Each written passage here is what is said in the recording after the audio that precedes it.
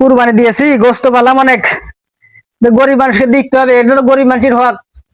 আসুক মানুষ, গোস্ত দেবো, দেখি দেখি কেউ আসে কিনা বাড়ির বার। এইবারে যাই দেই, গোস্ত পাই নাই, এতক্ষণ দাঁড়ানোছি তুমি গোস্ত নিবা, তা গোস্ত পাও নাই তুমি? না। আরে অনেকক্ষণ দাঁড়ায় রয়েছে বাবা। নাও নাও, তোমার এক টুকরা গোস্ত দিলাম, ঠিক আছে?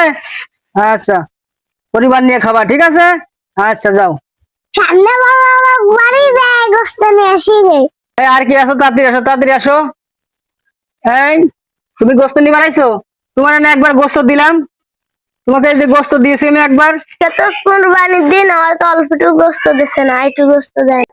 আমার মা অসুস্থ, তাই গোস্ত খাতে চাইছে, একটু বেশি করে গোস্ত নিতে চাইছি। ঠিক আছে বাবা, তোমার মা যেহেতু অসুস্থ, তোমারে আর এক প্যাকেট গোস্ত দেই, ঠিক আছে? তোমার মারে নিয়ে দিবা, হ্যাঁ ঠিক আছে, আমাদের দোয়া করবা, হ্যাঁ?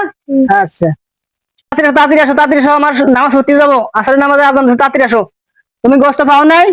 হ্যাঁ, এই যে তোমাকে একবার এই যে গোস্ত দিছি আমি, এই যে গোস্ত দিছি, আবার কেন আসছো তুমি? হ্যাঁ, আমার আরো গোস্ত লাগবে, একটা গোস্ত হবে না। আরে বাবা, গোস্ত হবে না তো আমি কি করব? আমি তো বড় লোক মানুষ একা না, আরো তো অনেক বড় লোক মানুষ আছে, তাদের বাড়ি যাও, ঠিক আছে?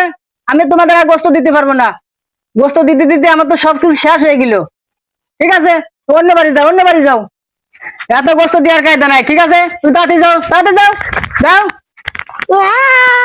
আর বড় লাগবে, গোস্ত নিয়ে আসবো না।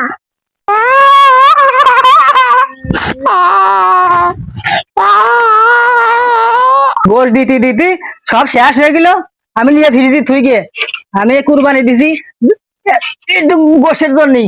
হ্যাঁ, দিদি দিদি সবই তো ফুরো হয়ে গেছে, তাহলে পরে আমি ফ্রিজে থুয়ে গোস্ত খাবো কি? হ্যাঁ, তাড়াতাড়ি আমি একটু ফ্রিজে থুই গিয়ে